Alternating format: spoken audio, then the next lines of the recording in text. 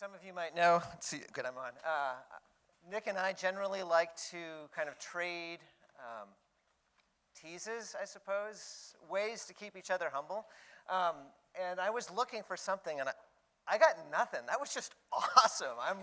I'm really looking forward to you guys coming back in about 15 minutes. But right now, this is the conversation part of the jazz conversations. As Nick said, our desire is to have something that can create kind of this relaxed, respectful environment that allows us to talk about things that are important.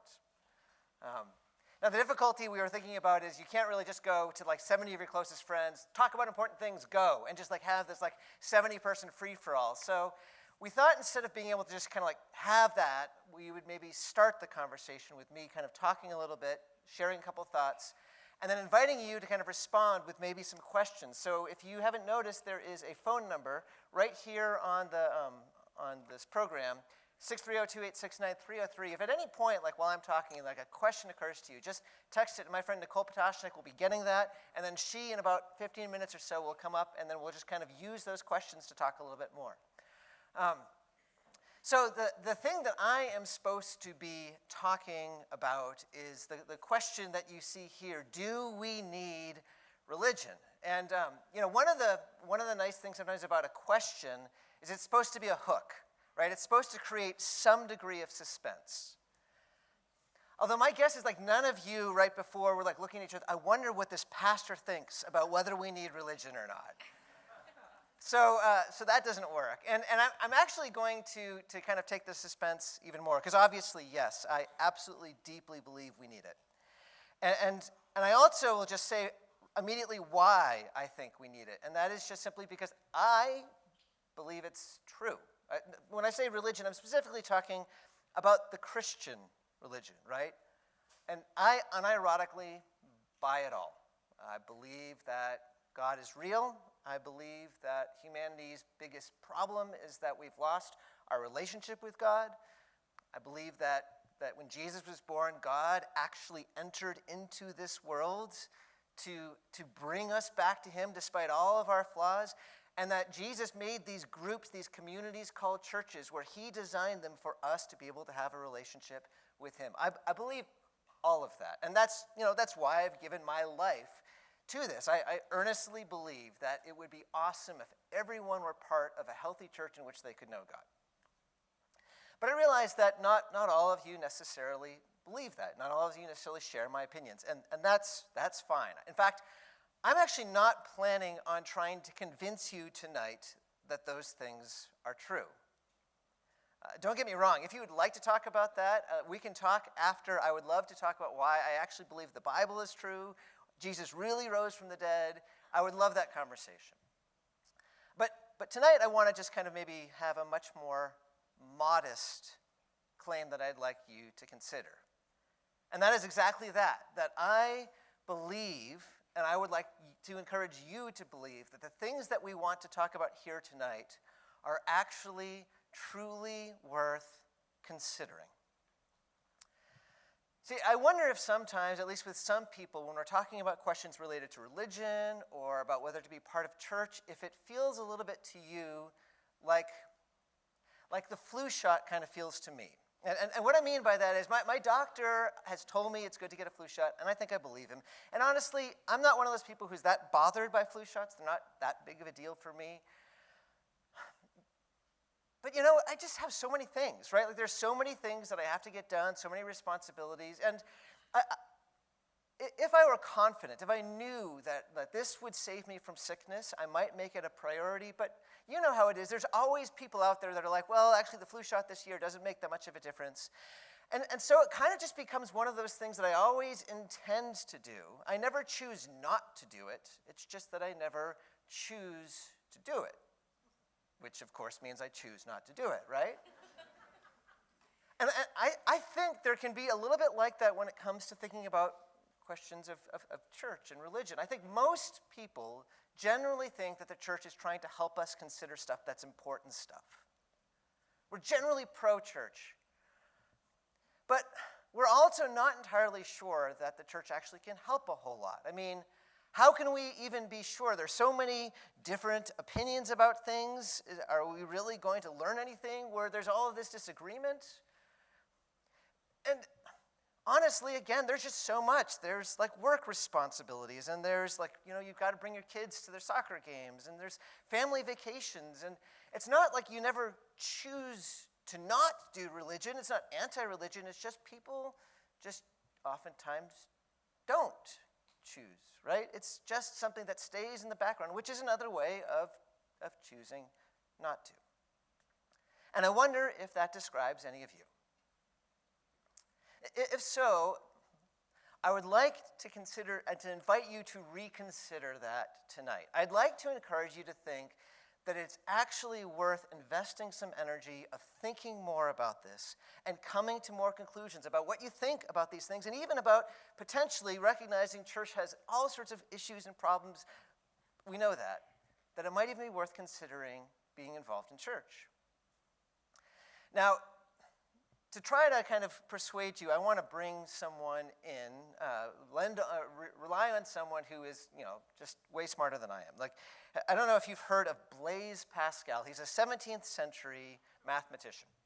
And in his less than 40 years, he didn't live very long. He helped create the first calculator, the first public transportation system, the theory of probability mathematics. He co-created that, and that's just kind of the beginning of a long list. I'm from New England. They would say in New England this guy was wicked smart. I mean, he's brilliant, right? He was also a Christian, and he's known for some certain arguments and statements about Christianity, and I'd like just to kind of consider two with you tonight. The first is what is sometimes known as Pascal's wager. Perhaps you've heard of it, maybe you haven't. Let me try to summarize it quickly.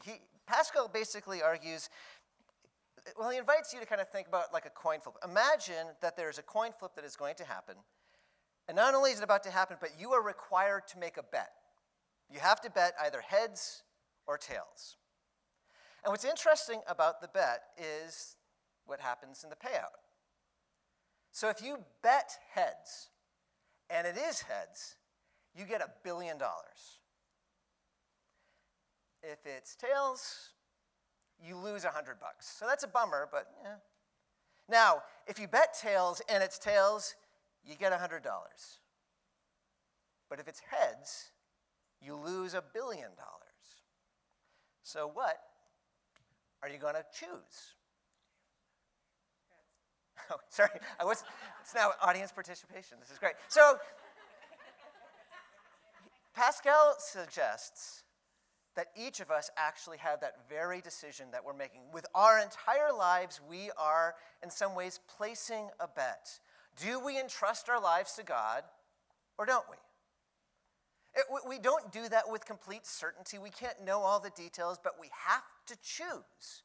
And at the end of our lives, it's like the flip of the coin where we discover. And the interesting thing, Pascal says, is once again the payout. Say you trust in God. Well, Christianity teaches that at the end of life with death, after death comes eternity. Eternal life and joy with God, or for those who do not entrust themselves with God, eternal regret. So, Pascal argues, say you have entrusted yourself to God, and you die, and you discover you're right. You get eternal joy. If you discover you're wrong, well, then that, I guess, means that you've spent more time in church than you needed to, more time praying, more time trying to love other people. Okay. Now, say the bet that you made was that none of that is real. Well, if you are right, well, you're right. Congratulations. But if you're wrong, eternal regret. So what do you choose? Now, I want to say that this is not a good enough argument for someone to believe in Christianity or not. That's not really Pascal's point. Pascal's point actually kind of focuses us on two simple truths. One is that a choice is necessary. Even if you don't choose, you are making a choice. Everyone has to make this choice. And the second point is that the stakes of the choice are really quite significant. And so he encourages us to say, wouldn't it be worth it to actually think carefully rather than just to passively let things happen if it is such an important thing. So I realize that might not resonate with all of you. When we're starting to talk about death, when we're talking about kind of eternity and that kind of thing, sometimes it can seem so remote that it kind of doesn't move the needle. So let me kind of then talk about one other thing that Pascal has talked about. There's a fairly well-known statement that's often paraphrased where Pascal talks about that there is an infinite abyss within each of us that can only be filled by an infinite God. In other words, he argues that we were made a certain way. We were designed a certain way. And if we are without God, things don't work the way they're supposed to. Now, if you've heard this recently, it could even be that you've read recently Jonathan Haidt's book, Anxious Generation. Some of you maybe are familiar with it, because he actually quotes Pascal in that. Now, it's interesting because Haidt is an atheist, but he himself says, as we are experiencing like the emotion-numbing and mind-numbing effects of the phone, we're rediscovering, he says, that there is, and this is again him quoting or alluding to Pascal, a hole within us that needs to be filled with something noble and elevated. Pascal is arguing that without a relationship with God, we aren't the way we're supposed to be, and life isn't the way it's supposed to be. But with God, all of that changes. And the interesting thing actually is that we have some empirical data to back that up, and it comes from, of all places, Harvard University. So there's a man named Tyler VanderWeele. He is a professor of epidemiology at the Harvard School of Public Health. And his focus actually is specifically on the nature of human flourishing. How do we flourish? And what was interesting in many of his studies, as he's kind of like gathered a whole lot of information, is that he finds a single factor that consistently has to do with all sorts of elements of human flourishing. And that factor, believe it or not, is attending church every week. Which is probably at this point feels a little bit counterintuitive, but the amount of data actually is really quite surprising. I'm going to actually quote a little bit of it, but I will say, like, whenever I hear stats, I'm always like, I want to see the data, I want to see the journal articles. If you, after this, want to hear more about this, I have just some books where this is kind of all recorded. If you would like to kind of find the links and go on and see the data, feel free to have one of these. I have a few, and I'm happy to hand them. But so here's some of the things that he says. Let's talk about mental health. If someone regularly attends a church, they are 33% less likely to become depressed than someone who doesn't regularly attend. And if you are depressed and you are regularly attending church, you are twice as likely to recover as someone who doesn't. It also works in the other direction. If one regularly attends church, they are 50% more likely to express happiness in surveys than those who don't. Perhaps to me the most staggering statistic is that, and this is specifically with women, I don't know it's why with women rather than men's particularly, but women who do not attend church regularly are 5 times more likely to commit suicide than women who do. I mean, that is an astonishing number. But here's the funny thing, it's not actually just in mental health that we see this, it actually is in physical health. So, in a 16-year study, the mortality rate for those who don't regularly attend church is 33% higher than those who do. Or another way of putting it, a University of Texas study says that if you are 20 and you are a regular church attender, your life expectancy is 7 years longer than one who does not. Which is remarkable. And if you're curious, it's not just for adults. Statistics show that kids who grow up in church are more likely to express happiness, less likely to express depression symptoms, more likely to graduate from high school, and more likely to go to college. And if you're also wondering, they've actually checked against other social activities. Maybe you're going, well, this is just about connection. We need connection. And that is absolutely true. But when they look at other things like gathering together for sports, it doesn't have the same benefits.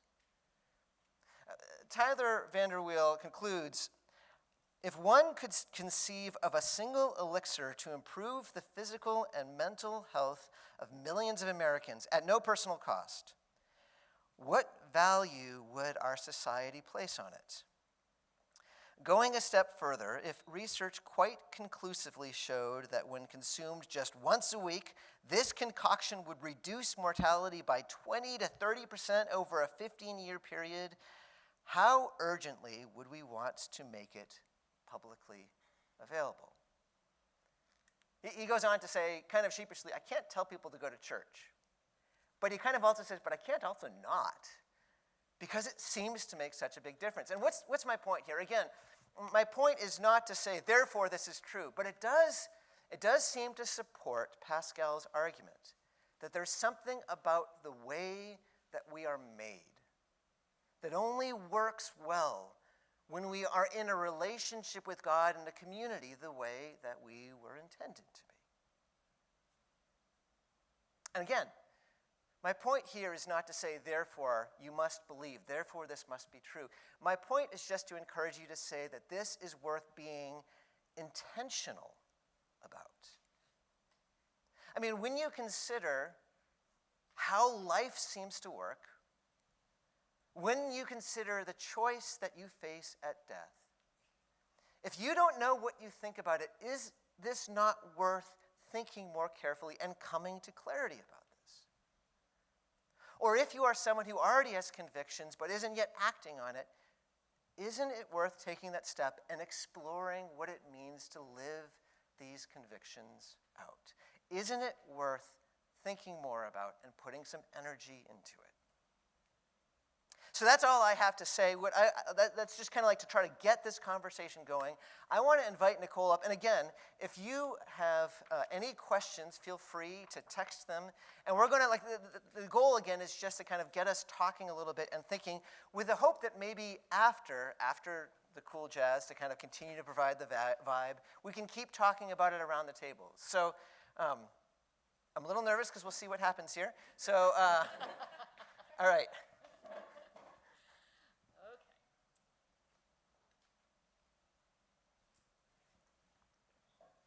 We were trying to figure out what would look the least weird, and so this is us like kind of casually at the table, just kind of talking with each other. I don't know, Jeff. I feel it feels a little weird. It does feel a little weird, yeah. Okay. Just casually on stools, as you are. Right, as we are. Just a second here.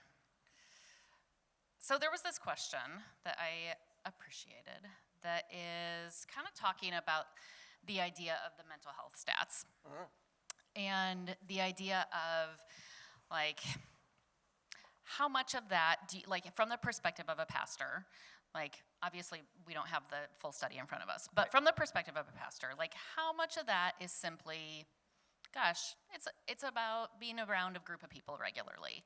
It's about, meeting, seeing each other, having community. Like, from your perspective, what do you make of that? Like, yeah, right. What do you think is different about church that actually makes a difference for people? No, that's a good question. I'll say two things. Like, as I mentioned before, they tried to control for this by also saying, does the same effect happen for people who come together for kids soccer, right? And it seems like, yes, anytime people get together, there is some immense psychological benefit. COVID demonstrates that, right? We need to be with each other. But there does seem to be something in some ways more significant when there's this sense of joining together with this sense of worship where there's someone greater that we're kind of oriented towards that seems to have some greater psychological benefit. I think the other thing that also is another piece of that is most or many of our communities have some degree of kind of performance. Certainly when we're talking about work, certainly when we're talking about sports, where kind of your value has a lot to do with what you do. There's something, I think, significant about being in a community where you are valued whether or not you do anything, where you are valued because you are a human being, where there's this idea of grace, where there's this idea of no matter how much we're messed up, God has done something for us, that I think allows there to be a level of connection that is unique. That makes sense. Another question here. You talk about church as if it's a good thing, right? Right. And that seems a little one-sided, right? Right, We know yep. that there are things in church that are hard. There Yeah. is hypocrisy, there's leadership issues, there's abuse. There are things that are just hard about being in a church community. What do you think about that factor Yep. when it comes to entering into a relationship with a group of people in a church? Yeah, I so wish I could say that you were wrong, but I mean, Right. it's one of the saddest things that we have to acknowledge, that a place that is supposed to be a community of grace can really, really hurt people. And I know you and I both know people who have been like tremendously hurt. I grieve so deeply every time you see statistics or people that are involved with, like leadership abuse. It's just horrible. And there's no way of kind of like diminishing that. Like that is a real thing. But I will say this. I think everything that I just said you could say about a family. That families, tragically, you see abuse. You see, whether it's physical or sexual abuse, you see dysfunctional relationships. You see so much hurt. And yet I don't think anyone is saying, therefore, we should get rid of the family. Even though there is that the answer is not to say, therefore, we don't need it. The answer is to say we need it in its better form, the way it should be. And even going beyond that, beyond family, beyond church, I don't know of a single institution that you can go, that's one that doesn't have any of these flaws. Look at Hollywood. They've got it right. Look at the politics. No, like everywhere you look, right, we understand. And what that starts telling you is this isn't a church problem. This isn't a family problem. This is a human problem. Now, of course, part of what makes church just so painful is there is the standard here, and then there's the experience that's sometimes here, and we feel this gap of hypocrisy, right? But I think there's another way of even thinking of that, and that is it's good that we have a standard beyond where we actually are, because it's that standard that actually potentially allows change and reform. I mean, one of the great tragedies in the 19th century is that so many Christians were okay with slavery. At the same time, it was precisely because the gospel makes it clear that that's not the way it should be, that you see people like William Wilberforce and others calling Christians and saying, this is not our standard. We need to do something different. So yeah, hypocrisy is terrible, but that's because we have someone who is so much greater than us, who is setting the standard for us that we still haven't yet met, if that makes any sense. I think so. Do you think it matters that it's a Christian church? Like, could it not just be a religious gathering? Could it not, or, and this is kind of a two-parter, and maybe these are two separate questions. Yeah, right. What's distinctive about a Christian church, number one? Or does it make sense, like, can I just kind of do religion on my own? Do I need to be in that community? Or can I just kind of be spiritual but not religious? Yeah, let me start in some ways with the second. There's this writer, some of you might be familiar with Ross Douthat. He wrote this book, Believe, and something like the subtitle is Why Everyone Should Be Religious, something like that. So that's a great subtitle. I like it. But he argues that after he spends a while kind of saying, look, there's something real that's going on about kind of the transcendent. We might not all understand it, but it seems really clear that there is.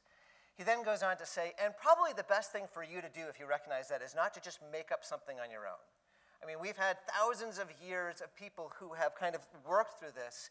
For you to think that you are the final religious genius that can figure it out for the first time, it's kind of like someone recognizing, hey, I believe in physics, so rather than reading anyone else, I'm just going to figure out my own theory of relativity, right? Like, that's not how it works. You apprentice yourself to those who have gone before you. So I think there is something wise about recognizing that a tradition, rather than something we create on our own, is a far more likely path where we're going to be able to find something that's true, where we're actually resting on people who have gone before us. Now, there's still a second piece to that, and that's, I think, your question, and that is, okay, but there are a number of those. We could talk about Islam, Christianity, Hinduism, and ultimately, then, we have to kind of get to that question of which of these is true. I don't know any other way of putting it. I know that sounds kind of intolerant, but ultimately, the only reason that we ultimately think that we need religion is if it's true. If it is not, we can find other ways, I think, to kind of have those benefits. And we could get into this more if you want, but ultimately, the answer I'd come to is, I think one of the things that distinguishes the Christian church from others is I believe it's the one that actually has received God's revelation and actually is the one that is walking closer to what the truth is. I wonder if that's a topic for another jazz conversation. Right, right, yes. Potentially. No, I really, I mean, like, that's a complicated, lot. That's right, a big question. absolutely. Another one, kind of going on what you were saying around the idea of there's a tradition, right? We have a number of people who have thought about this. We have people that we can lean on. Yep. How can we come to clarity when there is such a diversity of opinions, right? There's Yes, right. there's a lot of disagreement. Right. There are different approaches. There's a bajillion denominations. Yep. Who are we to think that we're going to come to a good solution? So let me.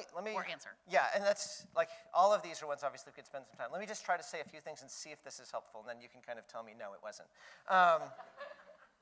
I think there are a few things that are just not available to us, even though they're moves that I think we're tempted to make. One is just to say there is no right answer. That can't be right. Like, God exists or he doesn't. Jesus is the Son of God or he isn't. One of those answers is wrong for sure, but there's some reality out there. It's not just like it's something that like doesn't exist. There is some truth. I think we have to say that. And I think and the second one, it's very similar, is and this one, I think ultimately it has a real problem, is to say, well, everybody is right.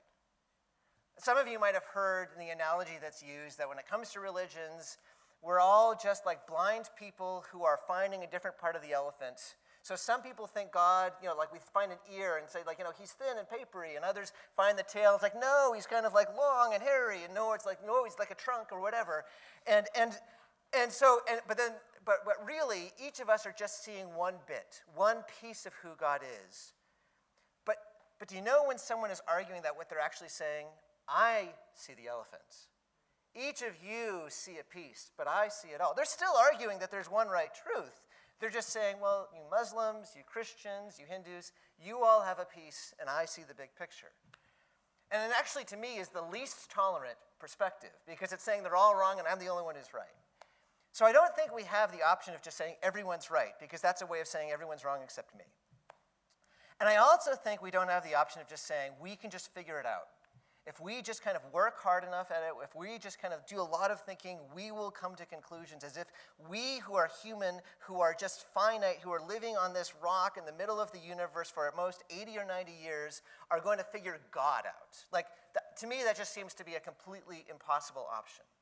The only way that we could actually come to any sort of answer is if God himself decides to tell us.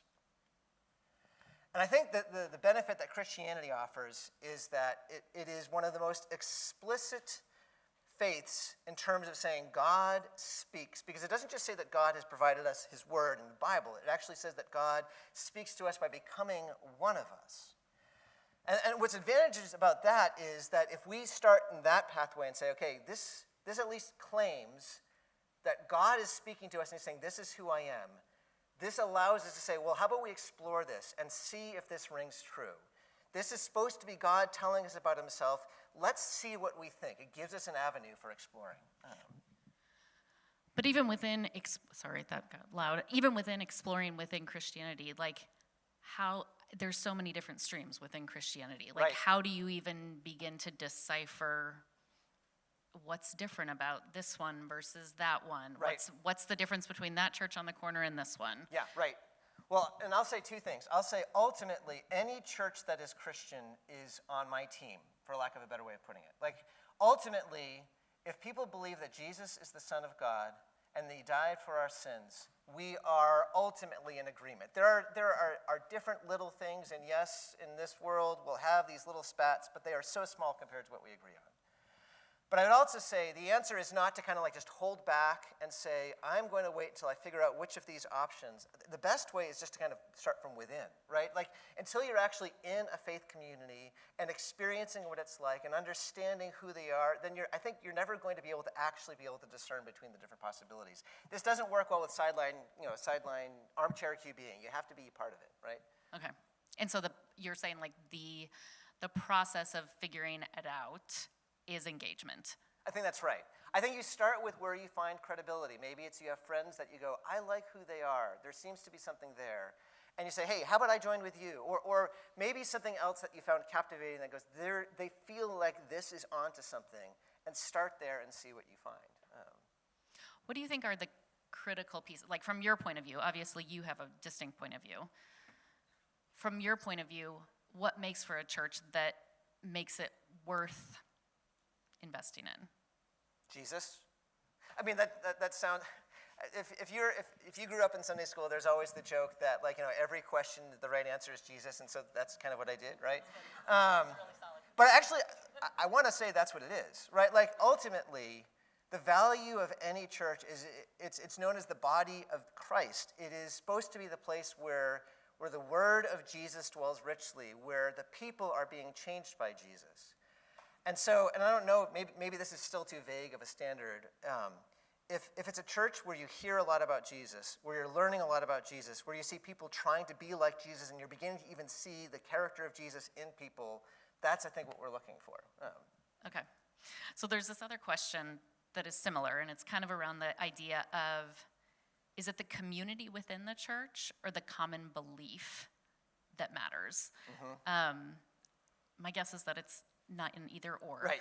And so, you're like, right. I'll say yes. Yes, Right. okay. Well, and I think it's because that's how it. Oh, sorry. Were you gonna? well, follow up? I was going to say, what's the interplay? Like, Right, what is it that right. we're going for then? Well, I mean, what is unity? Like, we have sometimes, I think, especially, and we feel this today, that, like, with people, we have to be really careful not to talk about anything. Like, we certainly aren't going to talk about politics. We're going to talk about anything politic adjacent, unless we know they already agree with us, because we feel like this kind of fear, right? There's something, I think, where there needs to be some sort of sense of a commonality that is deeper than our differences to be able to truly be a community. And so I think to have a shared sense of, this is what's most important, this is what our mission is, this is who we are, is actually what forms the ability for people to love each other well, even in the midst of some of the other differences.